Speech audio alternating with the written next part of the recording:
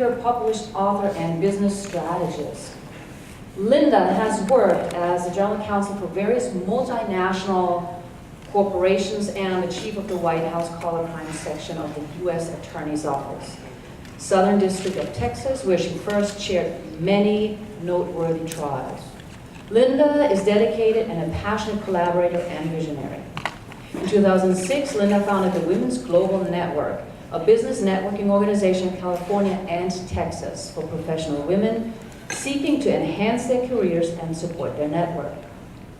Through its Global Business Partners program, WGN Global Fund supports women's microfinance projects in Tanzania, Zambia, Mexico, Honduras, and Peru. She has received the International Humanitarian Award from 10,000 Villages, as well as being nominated as Woman of the Year for both San Diego Magazine and Austin Women Magazine. Please help me welcome Linda Latimer.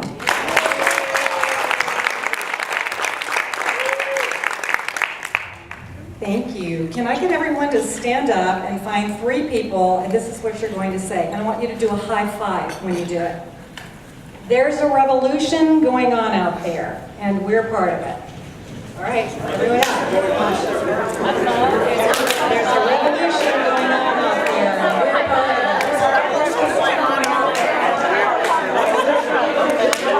There's a revolution and we're part of it.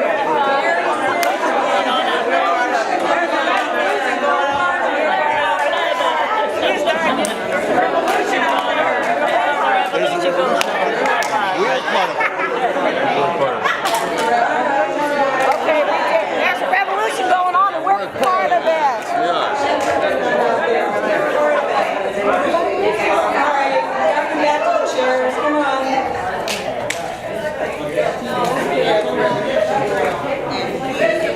All right, revolutionaries, come home.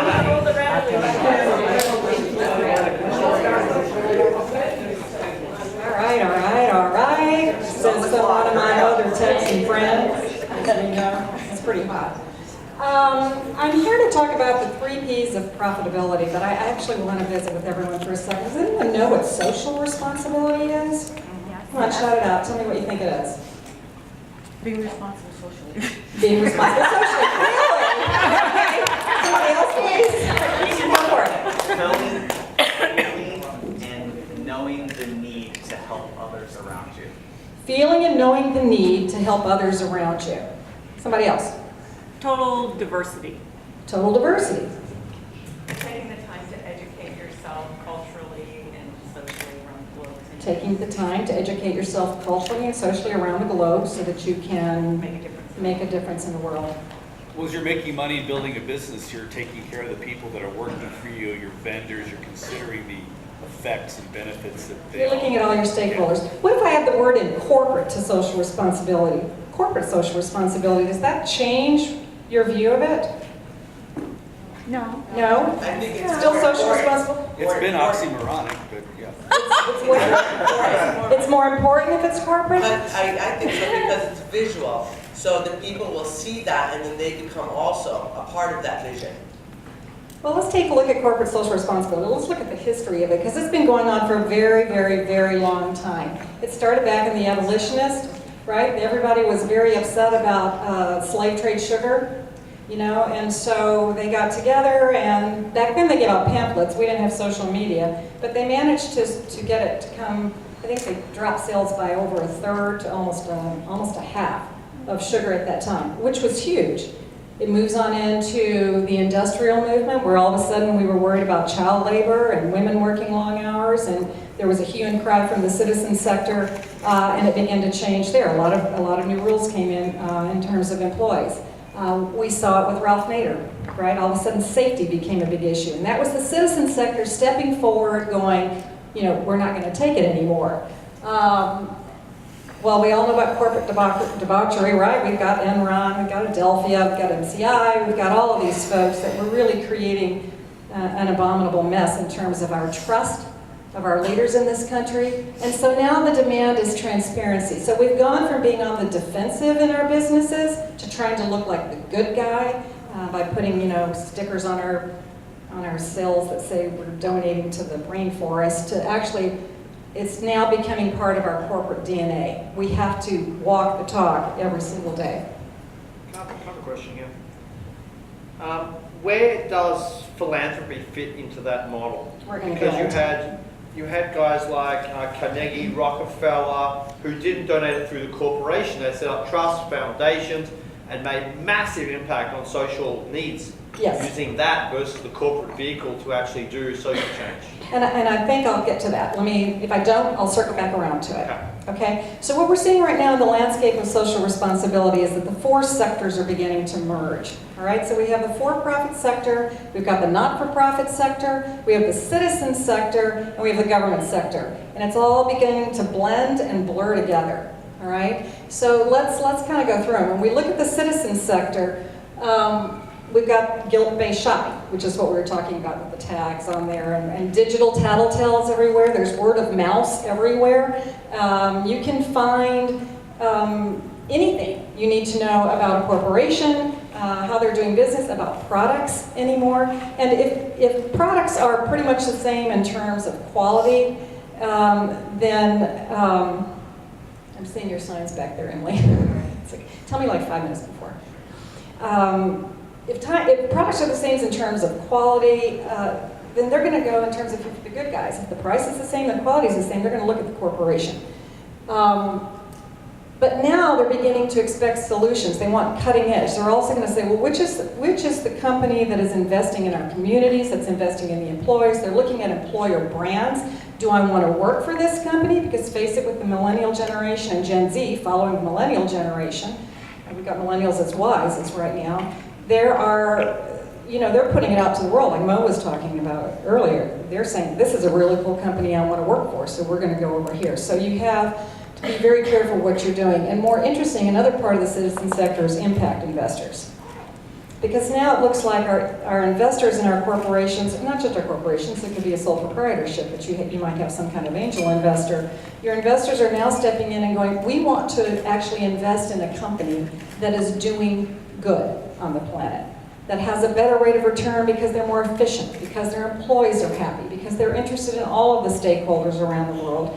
And it's proven at this point that companies that fit that mold, that are doing good as well as having a strong profit line, are actually coming in higher. In many instances, the average is higher than the S&P 500 companies. So there is a reason to bring social responsibility every day into your business. This is what we talked about before. When I was talking about a social revolution a few minutes ago and saying there is a social responsibility revolution going on in this country, I am very excited about this because, we pick up the newspaper every day and we look at stuff going on with ISIS and stuff going on with Brexit and stuff going on everywhere.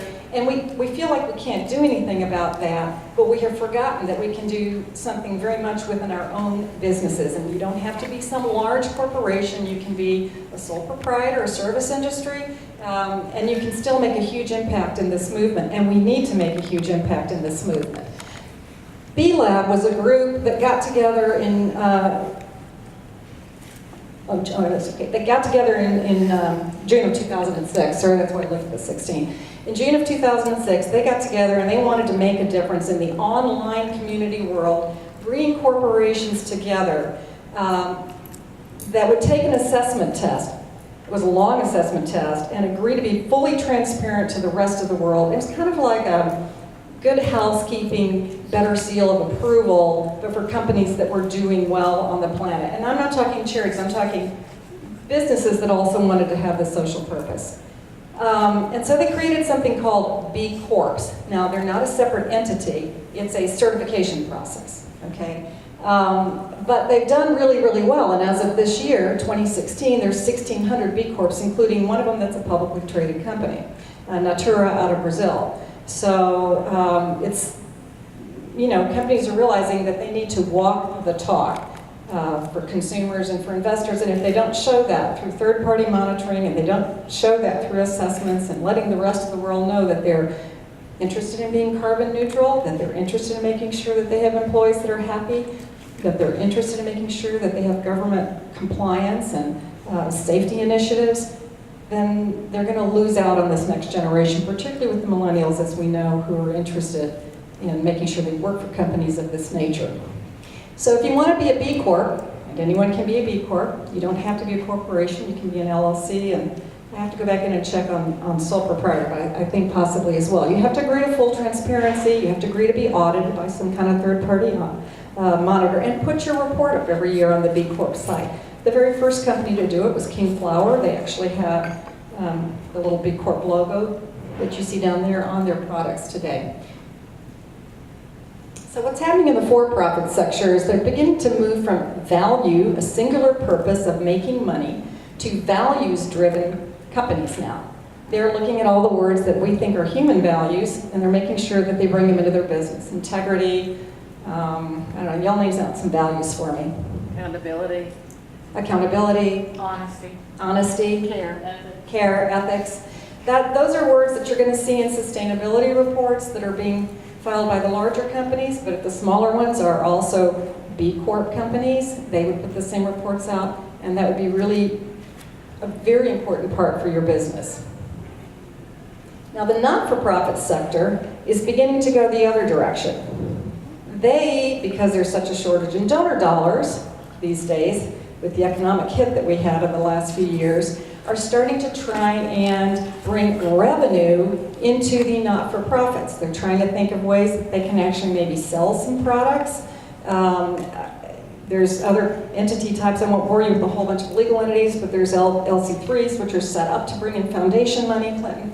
And so they realize that they can no longer just rely on getting donor funds anymore, that they better start selling some products or do something else. Now they have to be careful that if they sell too many, then they may lose their tax-exempt status, so there's a very fine line. And many of them are beginning to create dual companies where there might be a nonprofit that owns a for-profit, or certainly has a stake in it. So one of them is generating the income, the other one is doing the social purpose, and then they have to be really careful that neither of them has something called mission drift, that they kind of get away from the nonprofit's original social purpose or the for-profit's means to make money.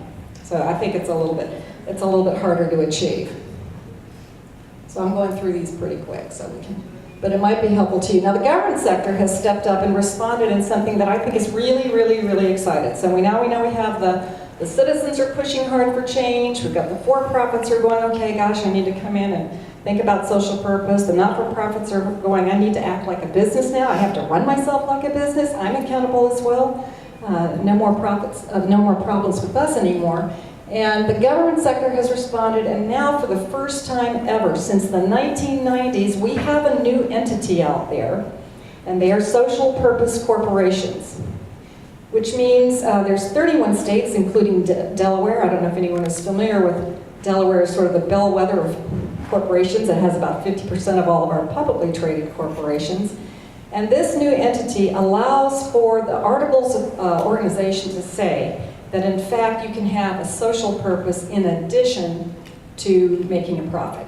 So you can be concerned with the planet, you can be concerned with the people, whether it's your community or your employees, and you can actually put money in your capital expenditures towards these ideas without getting in trouble. Because up till now, the only thing you could consider in a business was your return to your investors. That was it. If you put money into these other initiatives, then there was a number of lawsuits, shareholder lawsuits, saying you shouldn't be doing that. We just want to make sure we're getting our return back with a high interest rate. Now by law, 31 states, there are actually corporations out there, benefits corporations, not to be confused with B Corps.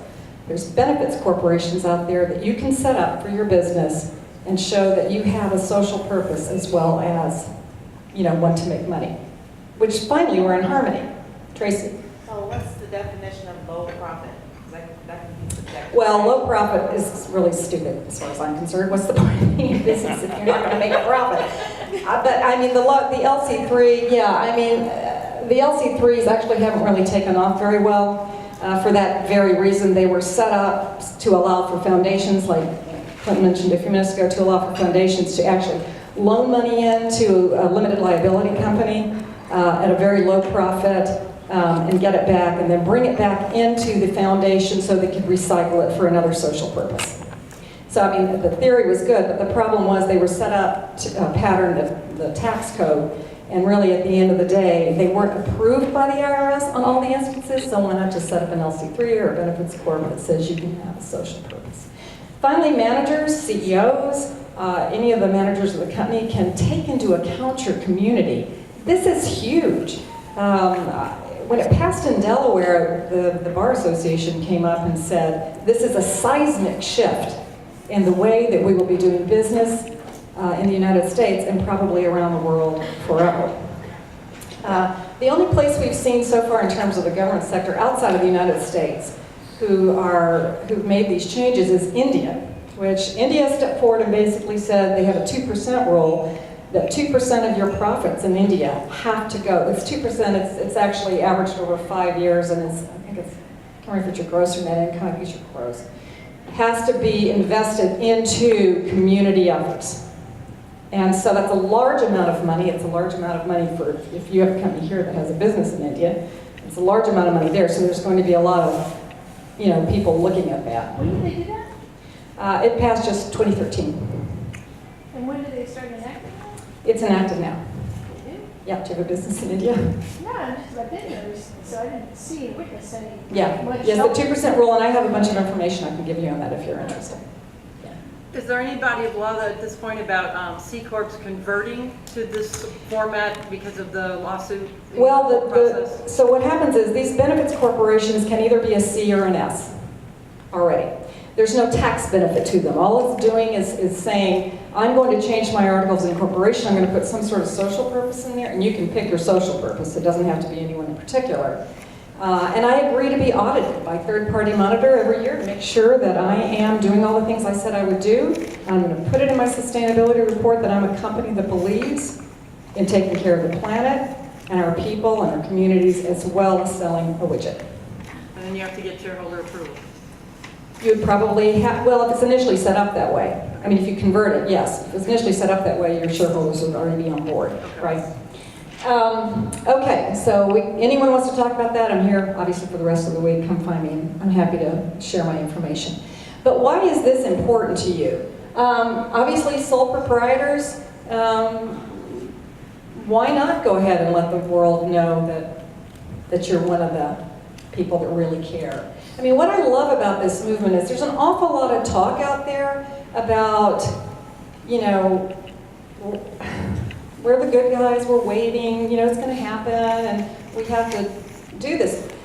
There's a huge movement, guys, going on in this country. 31 states have said we're changing the way we're doing business. So when we look at the news every day and we see ISIS and we see this and we see that, and it's very discouraging, right? It's like, what do I do? How do I fix this? It's also dark out there. There's an undercurrent going on in our country. It is being changed. The way we are doing business is being changed, and you can participate in this as well. The 3 Ps, people, planet, and profit, are critical to your success as a company in terms of marketing, in terms of efficiency, cradle to cradle, making sure that you're not leaving anything behind on your business, and you need to have that in your business. We need to walk the talk as the leaders of the business world. This is a little bit different slant to what Cheyenne was talking about earlier, which is, she mentioned all the things that the millennials want, but also the marketplace is demanding, and they are reflecting everything that the millennials want. So when the millennials are demanding transparency, look what's happening with the government entities that are beginning to show up. When the millennials are saying, let's make a difference, now we're seeing that all these 4 sectors are coming together to try and solve these socially pressing issues. There are cross-sector partnerships between all of these sectors right now as they try and come together and make a difference.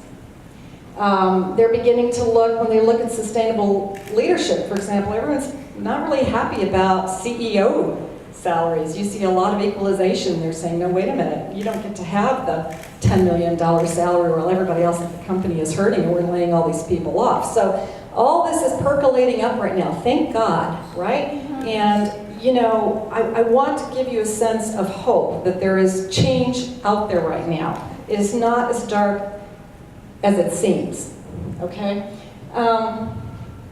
It's big, and I really kind of wanted to do something that I don't normally do